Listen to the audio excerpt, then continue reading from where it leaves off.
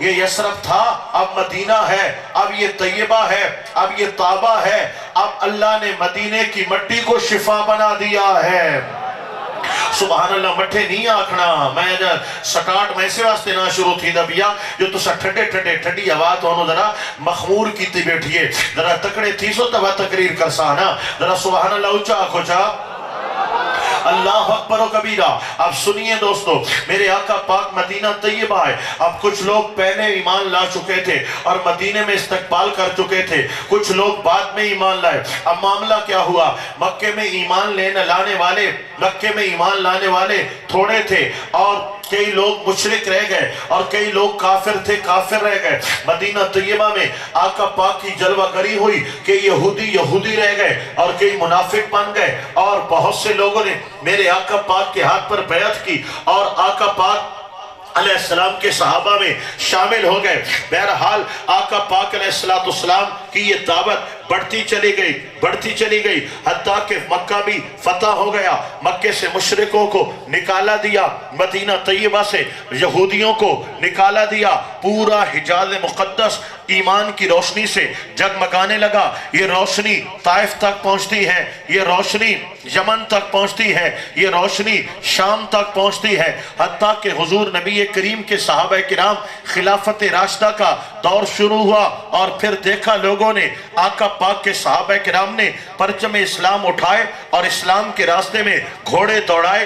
وہ دین، وہ اسلام جو مکے سے چلا تھا، جو مدینے سے چلا تھا، کہاں تک صحابہ کرام نے اس دین کے پرچم گاڑے ہیں اور لوگوں تک ایمان اور اسلام کا پیغام پہنچایا ہے۔ 25 لاکھ مربع میل پر حضرت فاروق اعظم سلطنت کر رہے ہیں اور ایک سے بڑھ کر ایک ملک فتح ہو رہا ہے اور اسلام کا پرچم لہرایا جا رہا ہے، حتیٰ کہ خلافت راشدہ کا مبارک زمانہ جب ختم ہوتا ہے، ہمیں یمن میں، شام میں، عراق میں، ایران میں اور مشرق اور مغرب میں ہر طرف اسلام پھیلا ہوا نظر آتا ہے۔ وہ کہاں گئے جو پتھروں کی پوجا کرتے تھے، اب نظر نہیں آتے۔ وہ کہاں گئے جو ستاروں کو خدا مانتے تھے، اب نظر نہیں آتے۔ وہ کہاں گئے جو چاند کو سجدے کرتے تھے، اب نظر نہیں آتے۔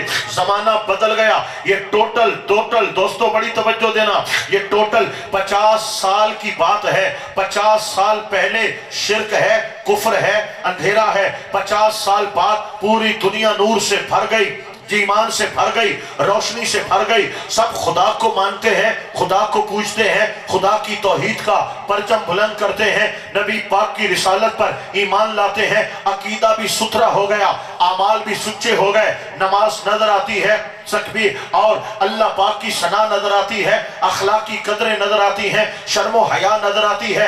زمانہ بدل گیا مولا۔ 50 سال پہلے اندھیرا تھا، کفر تھا، شرک تھا، گمراہی تھی، بدراہی تھی۔ 50 سال میں زمانہ بدل گیا، ایمان آ گیا، ایقان آ گیا، اسلام آ گیا، شرم مل گیا، حیا مل گیا۔ یہ زمانہ کیسے بدلا؟ فرمایا بس یہی یاد رکھنا، لقد من اللہ علی المؤمنین اذ بعث فیہم رسولا۔ ایمان والو، یہ ساری روشنی جو نظر آ رہی ہے، احسان مانو، میں نے مدینے والا مصطفیٰ عطا کر دیا ہے۔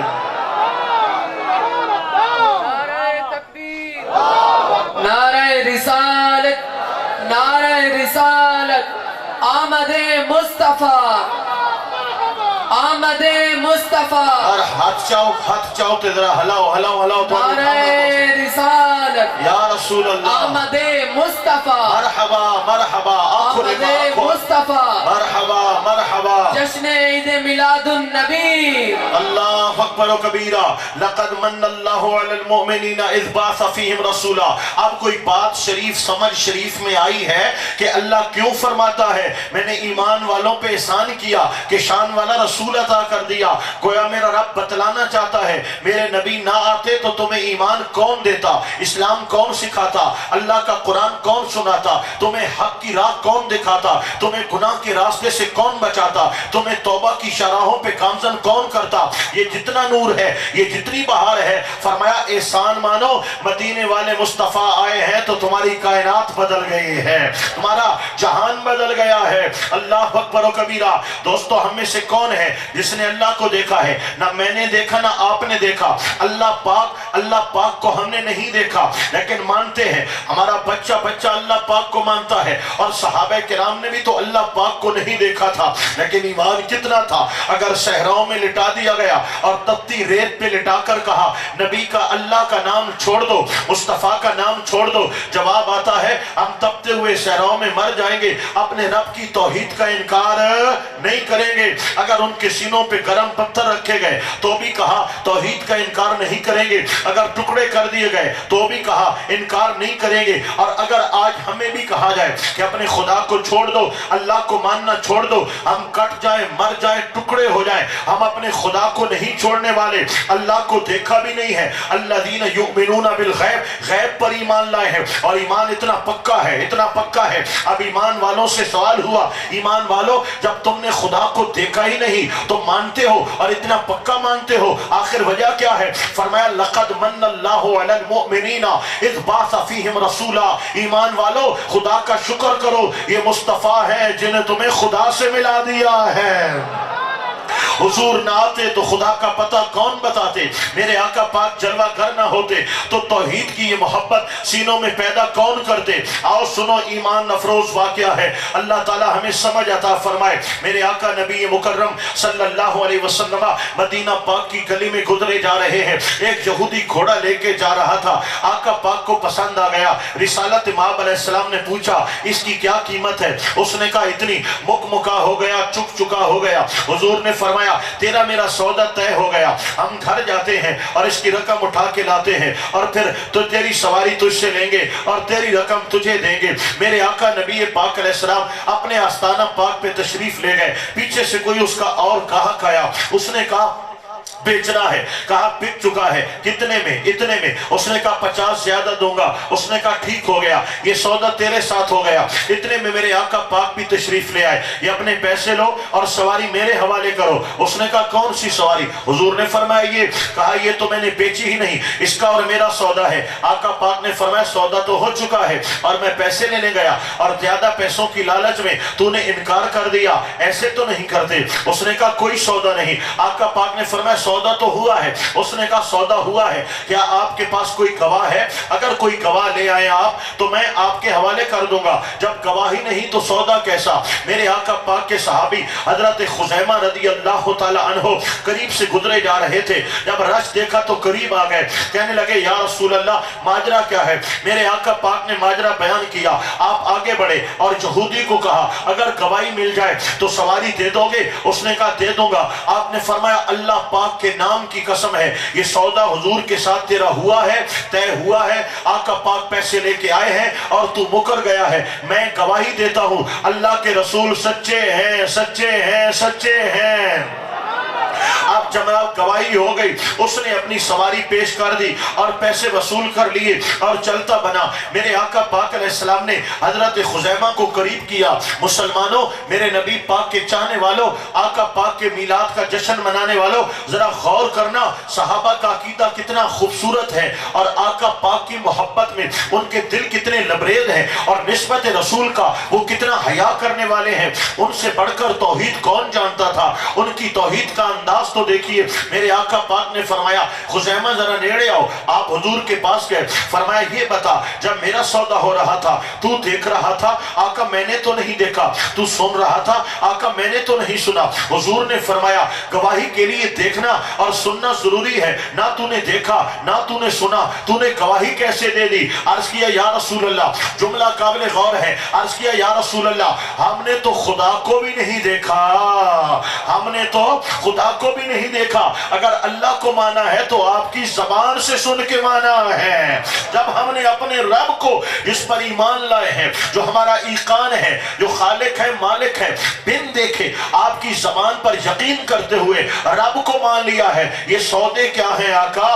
آپ سے بڑھ کر اور سچا کون ہے جس پر ہم گواہیاں دیں گے؟ میرے آقا نبی کریم علیہ السلام کا دریائے رحمت جوش میں آیا. حضور نے فرمایا لوگوں, جہاں پر دو بندوں کی گواہی ضرورت ہوگی نا, حضرت خزیمہ ایک کی گواہی دو کے برابر ہوگی, ایک کی گواہی دو کے برابر ہوگی. اب یہ صحابہ کرام کا انداز کیا ہے کہ ہم نے اللہ کو نہیں دیکھا, اگر دیکھا ہے, پہچانا ہے, مانا ہے تو نبی مکرم صلی اللہ علیہ وسلم کی زبان سے مانا ہے. تو لقد من اللہ علی المؤمنین اذ بعث فیہم رسولا کا ایک معنی یہ بھی ہے. اللہ کریم قرآن میں فرماتا ہے وداعیا الی اللہ باذنہ, میرا نبی اللہ کے بندوں کو اللہ سے ملانے کے لیے آیا ہے. گویا میرا اللہ اعلان کر رہا ہے ایمان والو خدا کا شکر کرو, نبی کا صورت میں اللہ نے تم پر احسان کیا ہے کہ جس نے بھٹکے ہوئے لوگوں کو اپنے رب سے ملا دیا ہے. اللہ کی پہچان میرے آقا پاک نبی پاک کا وسیلہ ہوئی ہے. یہ قرآن ہم تک کیسے آتا؟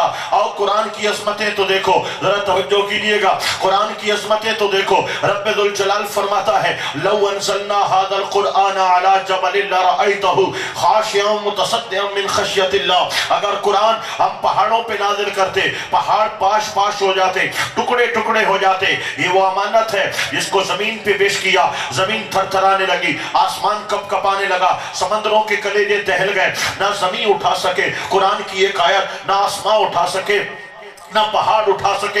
اب اللہ نے وہ قرآن, وہ کلام ان بندوں تک پہنچانا ہے, لیکن زمین میں طاقت نہیں, آسمان میں طاقت نہیں. اگر پہاڑوں پہ ٹکڑے ہو جائے دوستو, اگر وہ کلام بلا واسطہ یعنی ڈائریکٹ اللہ اپنی مخلوق کو عطا کرتا تو مخلوق میں تاب نہیں ہے. جنہوں نے تجلی دیکھی ہے ان کی حالت کیا ہے؟ جس طرح اس کی تجلی میں, دیدار میں جلال ہے, اس کے کلام کے اندر بھی جلال ہے, جس کا ذکر میں نے کر دیا قرآن کی آیت کریمہ پڑھ کے کہ پہاڑ ٹکڑے ٹکڑے ہو جاتے. اب دوستو وہ قرآن جو اللہ کا کلام ہے اور ہماری ہدایت کے لیے ہم تک آنا ضروری تھا, اللہ پاک نے اس کلام پاک کے لیے کیا پسند کیا؟ الم نشرح لک صدرک, اے محبوب تیرے رب نے تیرا سینہ کھول دیا ہے, تیرا سینہ کھول دیا ہے. اس کے بہت سے معنی ہیں, اگر میں حضور کے سینہ کھولنے پہ بات کروں تو بات لمبی ہو جائے. اس کا ایک معنی یہ بھی ہے کہ اے محبوب وہ قرآن, وہ کلام جو زمین اٹھا نہ سکے, آسمان اٹھا نہ سکے, جو کائنات اٹھا نہ سکے, ہم نے تیرا سینہ کھول دیا ہے. پورا قرآن سینہ مصطفیٰ میں سمو گیا ہے. تو حضور لقد من اللہ علی المؤمنین اذ بعث فیہم رسولا, اگر نبی کی جلوہ گری نہ ہوتی تمہیں رب سے کون ملاتا اور تمہیں قرآن کی آیات کون سناتا؟ یہ قرآن ملا ہے تو حضور کے صدقے سے ملا ہے, رحمان ملا ہے تو حضور کے صدقے سے ملا ہے. آئیے بات لمبی ہو جائے گی, اگر میں ایک ایک نقطہ بیان کرتا چلا جاؤں, اپنے بیان کو میں سوکھا کرتا ہوں تاکہ آپ تھوڑے بیدار ہو جائیں. سبحان اللہ, بولیے بولیے بولیے ماشاءاللہ. اللہ پاک کا قرآن اٹھا کر دیکھیے, اللہ تعالیٰ پچھلی قوموں کے حالات بیان کرتا ہے. اللہ تعالیٰ انبیاء کرام کو, رسولوں کو قوموں کے درمیان مبعوث فرماتا ہے. اللہ کا ہر نبی, ہر رسول اللہ کا پیغام لے کر آتا ہے اور قوموں کو دو چیزوں کی دعوت دیتا ہے. بڑی توجہ, ایک ایمان کی اور دوسرا عمل کی, ایک ایمان کی اور دوسرا عمل کی. ایمان کی دو قسمیں ہوتی ہیں, ایک اللہ کی ذات پر, صفات پر ایمان لانا ہے اور اللہ پاک کے انبیاء کرام علیہ السلام اور ضروریات دین کو تسلیم کرنا ہے. اور ایمان کی دوسری قسم یہ ہے, اس کا دوسرا پہلو یہ ہے کہ جو شرک ہے, جو کفر ہے, ان کی طرف سے بیزاری کا اعلان کرنا ہے اور ان سے دور رہنا ہے. ایمانیات کے لیے ضروری ہے اللہ کو بھی مانا جائے, اللہ کو وحدہ لا شریک مانا جائے, ذات و صفات کے ساتھ مانا جائے, اور جن جن چیزوں کو منواتا ہے ان چیزوں کو بھی مانا جائے, اور جن سے وہ روکتا ہے, مثلا بت ہے, سورج ہے, چاند ہے, ستارے ہیں وغیرہ, جن کو لوگ خدا مانتے تھے, ان تمام کی پرستش سے وہ انکار کرنے والا ہو, ایک وحدہ لا شریک کی عبادت کا اقرار کرنے والا ہو. اسی طرح اعمال کی بھی دو قسمیں ہیں, ایک عمل وہ ہے جن کی طرف عمل کرنے کی دعوت دیتا ہے قرآن اور اللہ پاک کہ یہ کام کرنے ہیں, ان کو اوامر کہا جاتا ہے, اور دوسری قسم ہے جن سے قرآن حدیث میں منع کیا گیا, یہ کام تم نے نہیں کرنے, उनको नवाही कहा जाता है। तो हर नबी ये दो दावतें लेकर आता है, ईमान की दावत और अमाल की दावत, और हर दावत की दो किस्में हैं, वो मैंने आपको इख्तिसार के साथ पेश कर दी हैं। अब अल्लाह के नबी तशरीफ लाते हैं, कौमें कलमा पढ़ती हैं, हिदायत लाती हैं, ईमान की तरफ गामजन हो जाती हैं। और लेकिन कुछ ऐसे भी गुजरे जिन्होंने अंबिया का मजाक उड़ाया, जिन्होंने अंबिया किराम पे हाथ उठाया, जिन्होंने अल्लाह के नबियों को शहीद कर दिया। ऐसे भी हुए जिन्होंने अल्लाह के अंबिया किराम पर इल्जाम लगाए। अब जो लोग अंबिया किराम से टक्कर लेते हैं, अल्लाह ताला उनको तबाह करता है, उनको बर्बाद करता है, उन पे अजाब भेजता है। आपने कुरान पाक उठाकर पढ़ा होगा, अल्लाह तौफीक अता फरमाएगा, कभी तो पढ़ ही लेंगे। यहाँ पर डाइजेस्ट तो पढ़े जाते हैं, यहाँ पर सारी सारी रात मोबाइल पे तो खेला जाता है, यहाँ पे यूट्यूब और फेसबुक हमारा किबला और काबा बन चुका है। मादअल्लाह पूरी कौम तबाह हो चुकी है सोशल मीडिया पे। कितनी देर हम अल्लाह के कुरान की तिलावत करते हैं, क्या बता सकते हैं आप? कितनी देर हम हुजूर की हदीस का मुताला करते हैं, क्या कोई बता सकता है? दुरूद पाक हर